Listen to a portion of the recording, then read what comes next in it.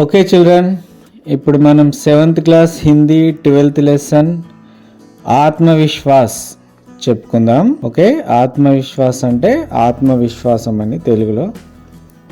Okay, ఈ లెసన్లోకి వెళ్తే रोहित पिछले साल छुट्टियां बिताने कश्मीर गया था. लौटते समय एक दुर्घटना में वह सुनने की शक्ति खो बैठा. वह खुद को लाचार महसूस करने लगा. वह उदास रहने लगा. ఓకే, ఇది రోహిత్ గురించి అనమాట ఈ లెసన్. రోహిత్ ప్రీవియస్ ఇయర్ ఏం చేసిండు, కాశ్మీర్ వెళ్ళిండు అనమాట హాలిడేస్లో. లౌట్తే సమయ్ ఏక్ దుర్ఘటన మే వహ సున్నేకి శక్తి ఖో బైఠా. తిరిగి వచ్చే టైంలో అతనికి ఒక చిన్న యాక్సిడెంట్ అయ్యి చెవులు వినబడకుండా పోయినాయి అన్నమాట. వహ ఖుద్ కో లాచార్ మహసూస్ కర్నే లగా. అతను తనకు తాను దేనికి పనికిరాని వాడుగా అనుకుంటుంటాడు అనమాట. వహ ఉదాస్ రహనే లగా. అతను ఎప్పుడు చూసినా మూడిగా డల్గా కూర్చొని ఉంటాడు ఒక కార్నర్లో.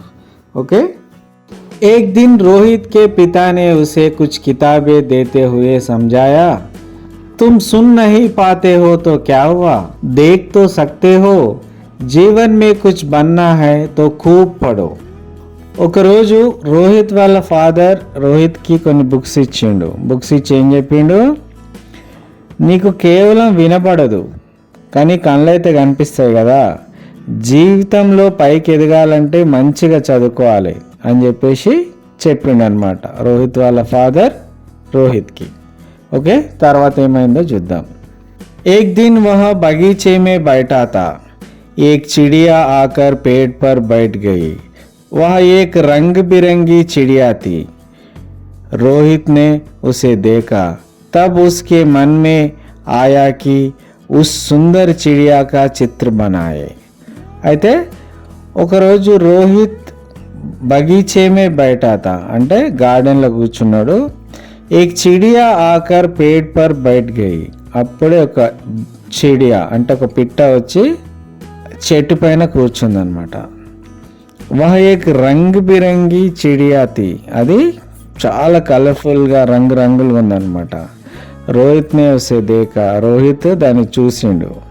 అప్పుడే తన మనసులో ఒక ఆలోచన వచ్చింది. ఆ ఆలోచన ఏంటంటే ఉస్ సుందర్ చిడియాక చిత్ర బనాయే. అంటే ఆ బాడీ యొక్క డయాగ్రామ్ దాన్ని పెయింటింగ్ చేయాలన్న ఆలోచన రోహిత్కి వచ్చిందనమాట.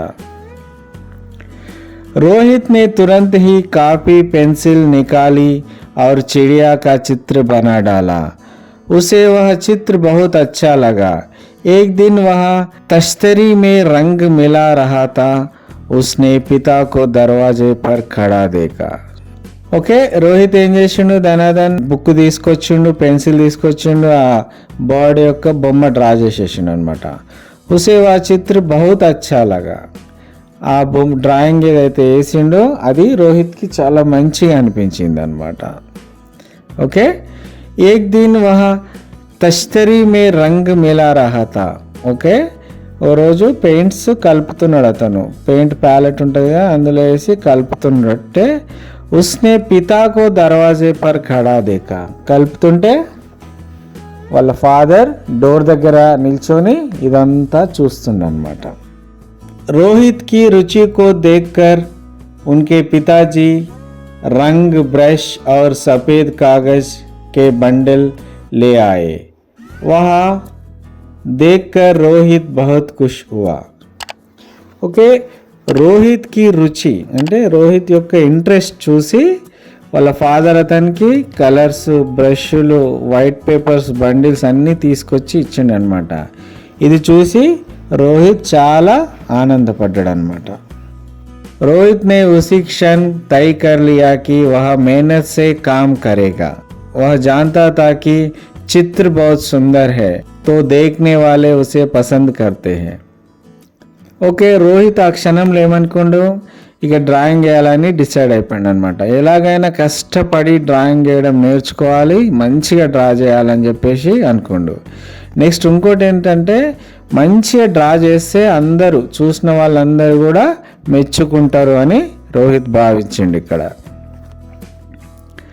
अब रोहित पूरी मेहनत से చిత్రకారి మే జుట్ గయా.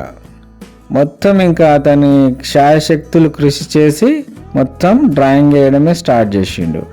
वह अपने आर्ट स्कूल में कला का अभ्यास तो करता ही था, घर पर अपने कमरे में भी चित्रों और रंगों से खेलता रहता था.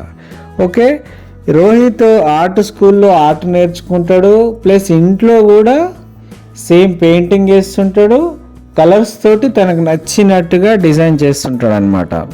उसने सैकड़ों चित्र बना डाले, लोग उसके चित्रों को देखते तो उसकी बड़ी प्रशंसा करते. ఓకే, రోహిత్ సైకడో చిత్ర అంటే చాలా నంబర్ ఆఫ్ వేలల్లో డ్రాయింగ్స్ వేసిండు అనమాట. చాలా డ్రాయింగ్స్ వేసిండు.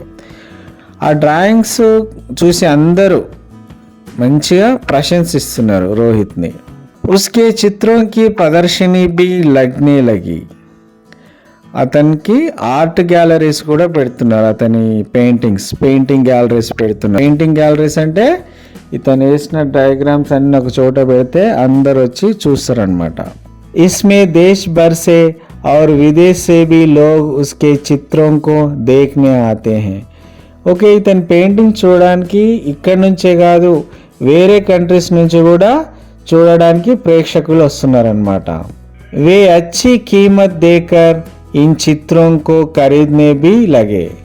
అవి చూడడమే కాదు మంచి నచ్చిన పెయింటింగ్స్ వాళ్ళు మంచి ప్రైజ్ అంటే చాలా మంచి రేట్ ఇచ్చి కొనుక్కుంటున్నారనమాట.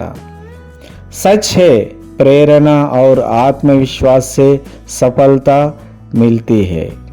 ఓకే, ఇక్కడ ట్రూత్ ఏంటంటే ప్రేరణ కొన్ని చూసి ఇన్స్పిరేషన్ కావచ్చు, ప్లస్ మనలో ఉన్న ఆత్మవిశ్వాసం చేత మనం ఏదైనా పనిని స్టార్ట్ చేస్తే ఖచ్చితంగా సక్సెస్ అవుతామని ఈ స్టోరీ యొక్క మీనింగ్ అన్నమాట. ఓకే, ఈ స్టోరీ మీకు నచ్చింది అనుకుంటా. ఓకే, ఇక్కడ ఫిల్ ఇన్ ద బ్లాంక్స్ ఉన్నాయి, చూద్దాం. ఫస్ట్ మీనింగ్ ఏందో చూద్దాం.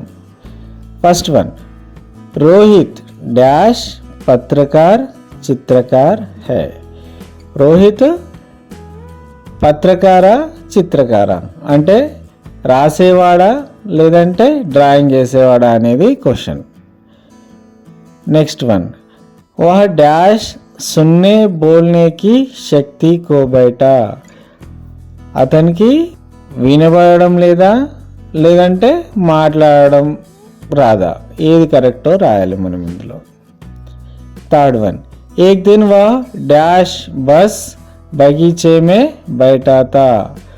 ఒకరోజు అతను బస్లో కూర్చొని ఉన్నాడా గార్డెన్లో కూర్చొని ఉన్నాడా.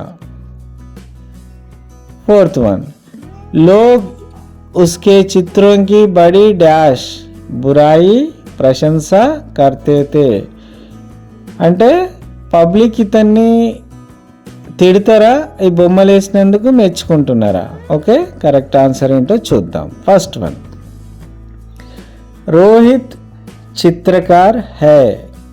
సెకండ్ వన్, వహ బోల్నే की शक्ति को बैठा. थर्ड वन, एक दिन वह बगीचे में बैठा था.